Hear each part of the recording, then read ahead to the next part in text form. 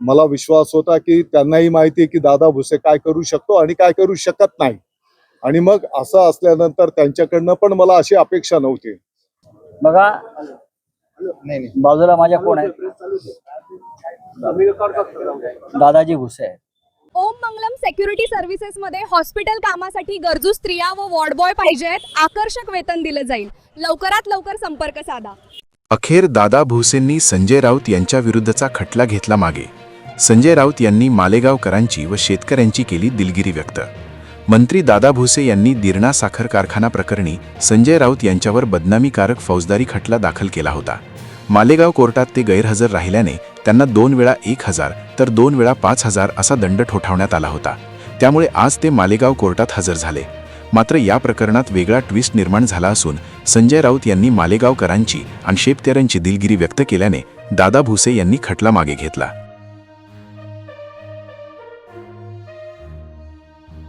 कोर्टामध्ये काय निर्णय झाला दादा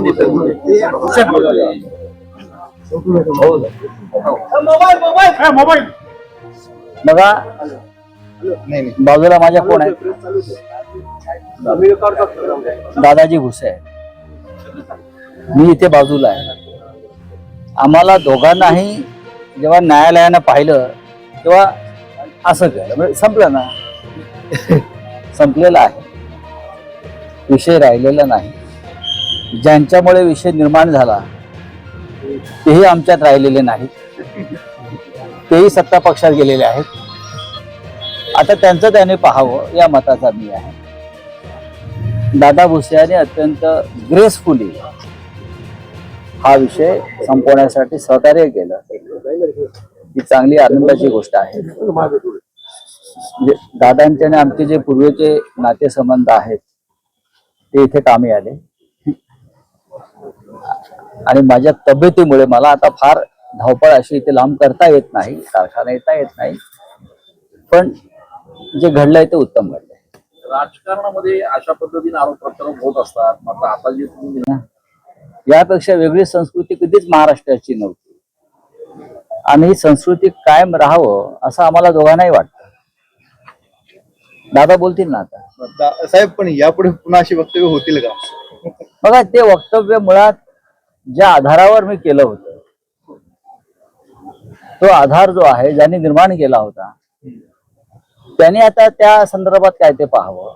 मला असं वाटलं की माझ्याकडून चुकीच्या आधारावर मी वक्तव्य केलं असं मला नंतर लक्षात आलं. आणि ज्यांनी ते समोर आणलं ते आता स्वतःच दूर गेलेले आहेत. त्याच्यामुळे मी कशा करता या विषयावर दादांशी भांडू, हा माझा सरळ मुद्दा आहे. ज्यांना भांडायचं असेल ते भांडतील किंवा लढतील. कुठे प्रकरण सत्ता पक्षामध्ये तेही गेलेले आहेत, दादा स्वतः मंत्री आहेत. पण मग आपल्याकडनं प्रतिज्ञापत्र सादर करण्यात आलं, दिलगिरी व्यक्त केली का? आपल्याकडनं नेमकं सादर काय झालं सर? नाही, आम्हाला हा विषय संपवायचा आहे. माझी भूमिका एवढीच होती जेव्हा माझ्या समोर आलं तेव्हा की हा कारखाना अद्याप जो आहे तो उभा का राहिला नाही. पण त्या संदर्भात मी नंतर माहिती घेतली, दादांकडून सुद्धा माहिती आली. आणि मला असं वाटतं या विषयावर फार चर्चा आता करू नये, जे झालंय ठीक आहे. दादा दादा दादा दादा कुठला मागे घेतलाय? गिरणा साखर कारखान्यामध्ये मंत्री दादा भुसे यांनी 178 कोटींचा घोटाळा केला अशा आशयाची बातमी दैनिक सामनामध्ये माननीय संजय राऊत साहेबांच्या माध्यमातून छापून आलेली. मला वाटतं की सर्व मालेगाव आणि पंचक्रोशीच्या जनतेला माहिती आहे, एकेकाळी सहकार क्षेत्रात उभा राहिलेला हा गिरणा सहकारी साखर कारखाना DRT कोडच्या माध्यमातून विक्रीला जेव्हा निघाला होता तर त्या काळामध्ये साधारणतः 11,000च्या आसपास सभासद शेतकऱ्यांनी एकत्र येऊन हा कारखाना परत एकदा याच तालुक्याच्या शेतकऱ्यांच्या मालकीचा राहिला पाहिजे म्हणून साधारणपणे 1100 रुपयाच्या पटीमध्ये शेअर्स उभे केले होते. आपल्या सर्वांना माहिती आहे की 1 महिनाभर सर्व पक्षीय लोकांनी एकत्रितपणे येऊन हा प्रयत्न केला होता. दुर्दैवाने काही लोकांनी त्या काळी पण अफवा पसरवल्या आणि मोठं भाग भांडवल आपलं उभं राहू शकलं नाही. जी काही 1,60,70,00,000 रुपये रक्कम जमा झाली होती, ती रक्कम नंतरच्या काळामध्ये आर्मस्ट्रॉंग कंपनीने जो कारखाना घेतला त्या कंपनीला RTGSच्या माध्यमातून आपण ती ट्रान्सफर केलेली आहे. हे सर्व गोष्टी रेकॉर्डवर आहेत. आणि मग असं असताना जो काही आरोप आपल्या मालेगाववर केला गेला आणि त्याच्यामुळे मालेगावच्या शेतकऱ्यांचा अवमान झाला, या भावनेतून आम्ही सर्व पदाधिकाऱ्यांनी एकत्रितपणे चर्चा करून मग एकतर हे शब्द मागे घ्यावेत अशा प्रकारचे भावना आम्ही माननीय राऊत साहेबांकडे व्यक्त केलेली, तसं त्यांना नोटीस दिली होती आणि तसं भूमिका त्यांनी न घेतल्याच्यामुळे मग या ठिकाणी खटला दाखल केलेला होता. नंतरच्या काळामध्ये राऊत साहेबांनी याचं सगळं पडताळणी केल्याच्या नंतर त्यांना हे आढळून आलंय की आपण केलेला जो काही आरोप आहे तो चुकीचा आहे, निराकस खोटा आहे. ज्यांनी त्यांना माहिती दिलेली होती, मला अपेक्षित होतं की त्यांनी नाव सुद्धा घ्यायला पाहिजे होतं. हो, मी सांगतो ना, मी सकाळी नाव घेतलेलं आहे. तर अद्वै हिरे यांनी ही माहिती दिली होती, हे सत्य आहे. सकाळी मी या विषयावर बोललेलो आहे.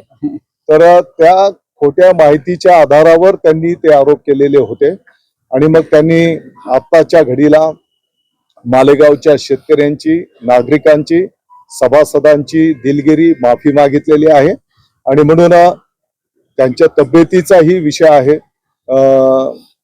या सर्व गोष्टींचा विचार करून आज हा खटला मागे घेण्यात आलेला आहे. ही वस्तुस्थिती आहे की गेली काही वर्ष त्यांच्या नेतृत्वाखाली आमच्यासारख्या कार्यकर्त्यांनी पण काम केलेलं आहे. मला विश्वास होता की त्यांनाही माहिती आहे की दादा भुसे काय करू शकतो आणि काय करू शकत नाही.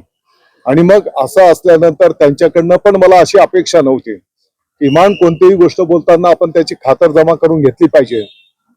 जेव्हा त्यांनी त्याची खातरजमा केली तर त्यांना आढळून आलं की बाबा आपण जे वक्तव्य केलं, जे लिहिलं ते चुकीचं आहे आणि त्यानंतर त्यांनी त्या पद्धतीची भूमिका घेतली. सर मला आमचे राहतील. बघा, त्यांनी माननीय राऊत साहेबांनी चुकीच्या आधारावर म्हणजे मधला पॉइंटच काढून टाकला होता. 1,78,00,000 डायरेक्ट 178 कोटी करून टाकले होते. आणि म्हणून मालेगावच्या शेतकऱ्यांचा, नागरिकांचा जो संभ्रम, गैरसमज झालेला होता, आज त्यांनी दिलगिरी त्या शेतकऱ्यांची माफी मागून तो दूर केलेला आहे आणि त्यांच्या तब्येतीचंही कारण आहे. या सर्व गोष्टी पाहता मालेगावच्या शेतकऱ्यांनी सांगितलं की आपण त्यांच्या विनंतीला मान देऊ, हा खटला मागे घेऊ. सर